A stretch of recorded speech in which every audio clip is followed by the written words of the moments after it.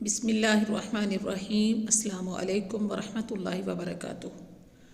حجاج بن یوسف کے دور میں مختلف بغاوتیں ہوتی رہیں جن کو حجاج بڑی سختی سے کچلتا رہا۔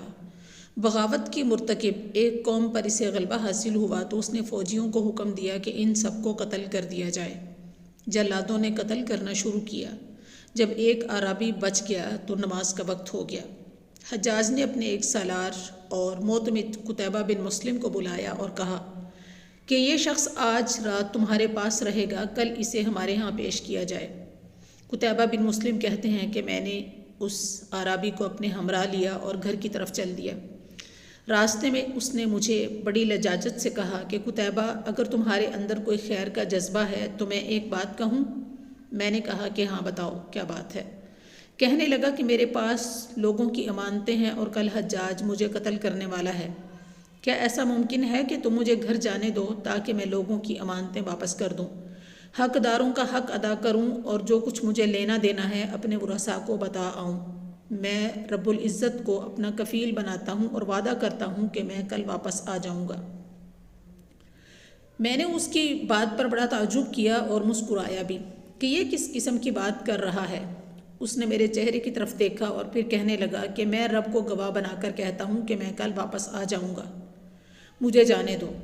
میں مسلسل انکار کرتا رہا کہ یہ کیسے ممکن ہے کہ میں تمہیں چھوڑ دوں، تم واپس آ جاؤ گے۔ اس شخص کا اصرار جاری رہا اور مسلسل میری منت سماجت کرتا رہا، حتیٰ کہ مجھے اس پر ترس آ گیا اور اعتبار کر لیا۔ چنانچہ میں اسے گھر جانے کی اجازت دے دی۔ جیسے ہی اسے اجازت ملی وہ فوراً اپنے گھر روانہ ہو گیا اور ادھر اس کے جانے کے بعد مجھے پچھتاوا لگ گیا کہ یہ میں نے کیا کر دیا، اسے کیوں چھوڑ دیا؟ یہ ممکن ہی نہیں کہ وہ واپس آئے۔ ادھر حجاج کا ڈر کہ اگر اس کو قیدی نہ دیا تو وہ میرے ساتھ کیا سلوک کرے گا۔ بہرحال وہ رات میری زندگی کی سب سے بھیانک رات تھی جو مسلسل غم اور مناجات میں گزری۔ اگلے دن صبح سویرے ہی میرے گھر کا دروازہ کسی نے کھٹکھٹایا۔ میں فوراً باہر گیا، دیکھا تو وہ اعرابی دروازے پر کھڑا تھا۔ میں نے اس کو دیکھا تو میری جان میں جان آئی۔ پوچھا کہ واپس آ گئے ہو؟ کہنے لگا ہاں، تمہارے سامنے تو کھڑا ہوں۔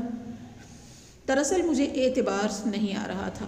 اس نے کہا جعلت اللہ کفیلا ولا ارجع، جب میں نے اللہ رب العزت کو اپنا کفیل بنایا تھا تو واپس کیسے نہ آتا؟ میں اسے ہمراہ لے کر حجاج کے پاس حاضر ہوا۔ قیدی کو میں نے دربان کے پاس چھوڑا۔ حجاج نے دیکھتے ہی مجھ سے سوال کیا کہ قتیبہ، وہ ہمارا قیدی کدھر ہے؟ میں نے کہا کہ امیر کی خیر و سلامتی ہو، دروازے پر کھڑا ہے۔ میں نے دروازے کی طرف لپکا اور اس کو حجاج کی خدمت میں پیش کر دیا اور رات والا واقعہ بھی بیان کر دیا۔ حجاج نے اس قیدی کو اوپر سے نیچے، نیچے سے اوپر دیکھنا شروع کر دیا گویا وہ کوئی فیصلہ کر رہا ہو۔ اچانک حجاج کی آواز گونجی، یہ قیدی میں نے تمہیں بخش دیا، اب اس کے ساتھ جو سلوک تم کرنا چاہو تمہاری مرضی ہے۔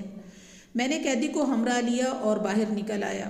باہر نکل کر قیدی سے کہا جہاں تمہارا جی چاہے چلے جاؤ، میری طرف سے تم آزاد ہو۔ اعرابی نے آسمان کی طرف چہرہ کیا اور کہا اللہم لک الحمد، اے اللہ تمام تعریف تیرے ہی لیے ہے اور تیرا شکر ہے۔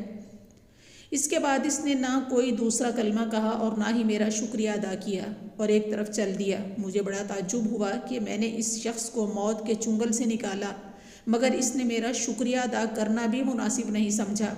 میں نے دل ہی دل میں کہا رب کعبہ کی قسم، یہ بدو مجنون ہے، پاگل ہے۔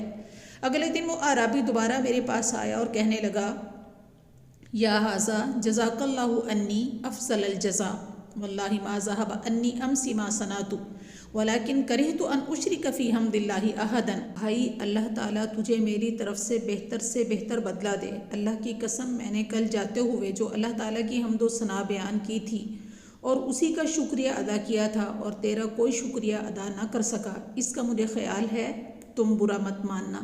میں نے ایسا اس لیے کیا کہ یہ بات مجھے اچھی نہ لگی کہ اللہ تعالیٰ کی حمد و ثنا اور اس کے شکر میں کسی غیر کو شریک کروں۔